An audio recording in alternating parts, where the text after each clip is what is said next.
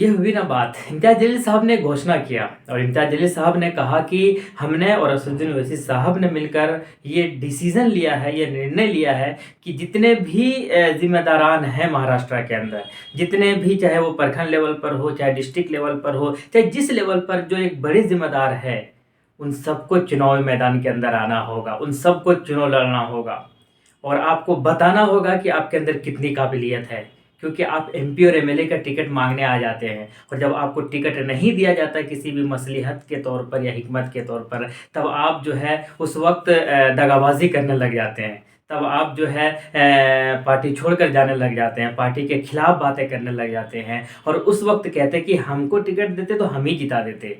अब आपकी असली परीक्षा होने वाली है। अब आपका टेस्ट होने वाला, रियल टेस्ट होने वाला, रियलिटी चेक होने वाला है कि आप कितने पानी में हैं। आप सही माने में कॉर्पोरेटर्स का चुनाव भी जीत सकते हैं या नहीं जीत सकते हैं। आप सही माने में मेयर भी बन सकते हैं या नहीं बन सकते हैं शहरों के। एमपी और एमएलए की बात तो खैर अलग बात है, वो तो अलग ही लेवल का हो गया। अगर आप यहाँ पर भी नहीं जीत पाएंगे तो वो चुनाव तो आप वैसे भी नहीं जीत सकते। ये फैसला लिया, ये डिसीजन लिया इम्तियाज़ जलील साहब ने और घोषणा भी कर दिया वीडियो के माध्यम से, और बल्कि बाकायदा एक लिस्ट भी बनाया है और उनको जिन जिन जिम्मेदारान है उनको जो है वो नाम दे भी दिया गया है कि आपको ये नाम घोषित कर दिया गया है, आपको यहाँ से चुनाव लड़ना ही लड़ना होगा, आपको जो है मैदान के अंदर उतरना ही उतरना होगा और आपके नीचे जो लोग काम कर रहे हैं वो लोग आपको सपोर्ट करेंगे। इससे कई सारी चीज़ें क्लियर हो गई। एक तो वो ये है कि ये जो चुनाव होगा महानगर पालिका के अंदर, इसके अंदर बहुत सारे सीटें आने के संभावना और चांसेस जो है वो बढ़ गए, क्योंकि अगर बड़े जिम्मेदारान मैदान के अंदर उतरेंगे तो डेफिनेटली उनकी जीत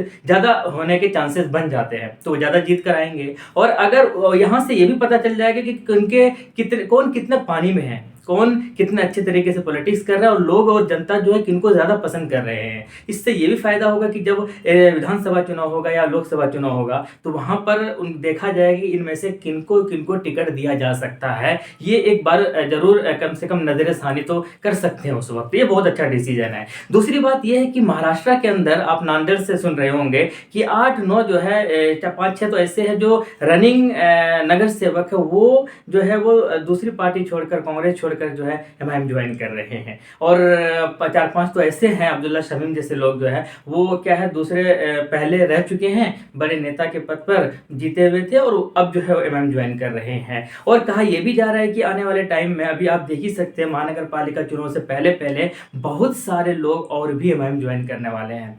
अच्छा, रीज़न क्या है क्यों ज्वाइन कर रहे हैं? उनमें से अब लोगों का ये कहना हो रहा है कि भाई जो हम लोग कांग्रेस को जो सींच कर इतना आगे लेकर जाने की कोशिश कर रहे थे कांग्रेस पार्टी को, कांग्रेस में से जो बड़े नेता है, हिंदू नेता है, वो छोड़कर बीजेपी में शामिल हो जाते हैं। तो क्या हमने ठेका लेकर रखा है कि मुसलमानों के कंधे पर क्या ये जिम्मेदारी है कुदरती तौर पर कि आपको कांग्रेस की पार्टी को आगे बढ़ाना ही बढ़ाना होगा? जब हिंदू भाई ही जो है वो कांग्रेस को आगे नहीं बढ़ाना चाहते, वो सीधा बीजेपी में चले जाते, तो हमारे पास भी तो ऑप्शन है। हम क्यों कांग्रेस के झंडे को जो अपने कंधे पर धोएं? हम क्यों जो है दरी लगातार बिछाते रहें? हम क्यों नहीं वो लोग छोड़कर जो एमआईएम ज्वाइन कर रहे हैं? इससे ये तो पता चल रहा है कि एमआईएम का जो क्रेज है, एमआईएम का जो एक पब्लिसिटी है वो लगातार बढ़ती जा रही है। और महानगर जो पालिका चुनाव हो रहा है महाराष्ट्र के अंदर, ये इस बार रिकॉर्ड तोड़ मतों से जो है एमआईएम पार्टी जीतने जा रही है। आप सबको याद होगा कि 15 तारीख को जो है वो इलेक्शन होने हैं और 16 तारीख को इसका काउंटिंग और परिणाम आने हैं। और अभी हाल ही में 2 दिन पहले की अगर बात की जाए तो वहाँ पर नगर सेवक का भी परिणाम आया है। कई लोग ये कह रहे हैं कि यार थोड़े से ही तो जीते हैं। आप उस नज़रिए से मत देखिए। आप लोग कह रहे हैं कि बीजेपी तो इतनी सारी सीटों पर जीते हैं, आप उससे कंपेयर मत कीजिए। आप ये देखिए कि बीजेपी को जो है ये बीजेपी के घर में एमआईएम ने ही हराया है। आप ये देखिए कि जिस जगह से नगर अध्यक्ष बना है एमआईएम पार्टी के उम्मीदवार, वहाँ पर किनका गढ़ था, वहाँ पर किनके एमएलए जीतते हुए आ रहे थे। लगातार आप देखेंगे उठाकर तो लगातार जो है कई बार विधानसभा जो है वो एमएलए वो बीजेपी के ही जीतते हुए आ रहे थे और उनके घर में जाकर एमआईएम की जीत होती है। क्या ये एक छोटी सी बात है? क्या ये इतनी अहम बात नहीं है कि एमआईएम ने जो है बीजेपी के घर में पटकनी दी? क्या ये अहम बात नहीं है कि एमआईएम ने जो है 83 कॉर्पोरेटर से 83 नगर सेवक जो है जीत कराए मैदान के अंदर, जहाँ पर पहले जो है कुछ भी नहीं था, एमआईएम का नाम लेने वाला नहीं था, ऐसे ऐसे जगहों से एमआईएम की जीत कराए? क्या ये छोटी बात है? बिल्कुल भी नहीं। अगर आप तुलना करेंगे तो तो वो अलग बात है, क्योंकि उन लोगों के एक पार्टी अस्तित्व में है, उन लोगों का एक पार्टी स्टेबलाइज्ड है, वो लोग जो है बहुत पहले से काम करते हुए आ रहे हैं, वो लोग मजबूत है, उनसे आप तुलना नहीं कर सकते। लेकिन अपने आप में एमआईएम के लिए एक बहुत बड़ा अचीवमेंट है, अपने आप में एमआईएम के लिए एक बहुत बड़ी उपलब्धि है। तो कुल मिलाकर महाराष्ट्र का जो महानगर पालिका चुनाव है, ये कहा यह जा रहा है कि विधानसभा चुनाव के इक्विवेलेंट माना जा रहा है एमआईएम के नज़रिए से। अगर यहाँ पर बड़ी कामयाबी हासिल होगी, यहाँ पर बड़ी फतह हासिल होगी, तो जाहिर सी बात है विधानसभा और लोकसभा के अंदर एक बहुत बड़ी कामयाबी मिल सकती है। अब उम्मीदवारों की अगर बात की जाए तो एमआईएम की तरफ से इम्तियाज जलील साहब ने ये घोषणा बिल्कुल क्लियर कर दिया है कि जितने भी बड़े जिम्मेदार हैं आपको मैदान के अंदर आना होगा, आपको नॉमिनेशन करना होगा, आपको चुनाव मैदान के अंदर आना होगा, आपको वोट मांगना होगा और आपको जीतना होगा। एटलीस्ट हमें पता तो चले कम से कम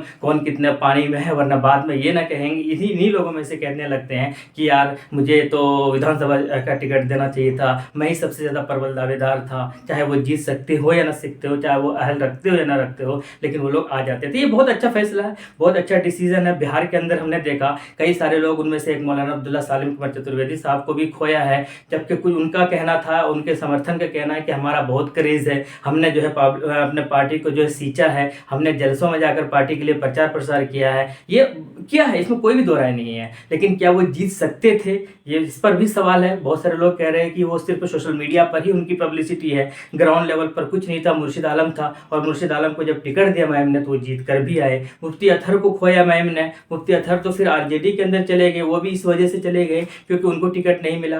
कल तक जो है, यानी चुनाव से ठीक पहले टिकट नहीं मिलने तक वो खूब बात कर रहे थे, असदुद्दीन ओवैसी साहब को खूब कह रहे थे कि हमें अब टिकट मिले या ना मिले।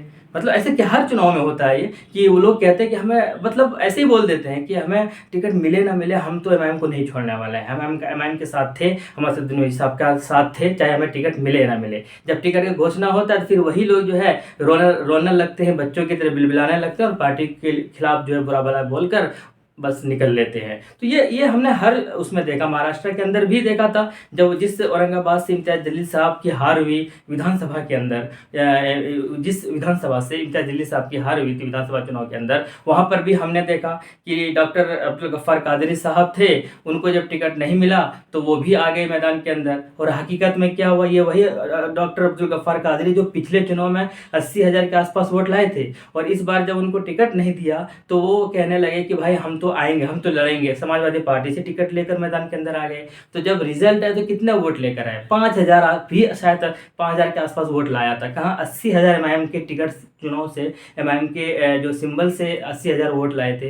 वहीं पर अब्दुल गफ्फार कादरी जब समाजवादी पार्टी से चुनाव लड़ते तो मात्र 5,000 वोट ला पाते हैं। तो हकीकत ये भी है। तो कई बार एमआईएम के सिंबल से अच्छे खासे वोट आ जाते हैं तो लोगों को अपने आप पर घमंड होने लगता है कि हमें तो बहुत आया। हुआ तो नहीं, अभी बिहार के अंदर जो जहाँ से मौलाना अब्दुल्ला सालिम कुमार है, जो कि हाट विधानसभा, जहाँ से मुखिया मुर्शिद साहब की जीती हुई है, वहाँ पिछले बार क्या शाहनवाज साहब थे, आरजेडी से लड़े थे, पिछले बार एमआईएम की पार्टी से लड़े थे, तो जीत गए थे। तो उनको लगा था कि भाई हमने जीत हासिल की है, मेरे वजह से जो है वोट मिला है। फिर क्या वो आरजेडी के अंदर चले गए। इस बार जब वही मैदान के अंदर आए तो वो तीसरे नंबर पर रहे। अब सोचिए, वो मंत्री थे, वो सिटिंग एमएलए थे, और वो साहब तीसरे नंबर पर चले गए।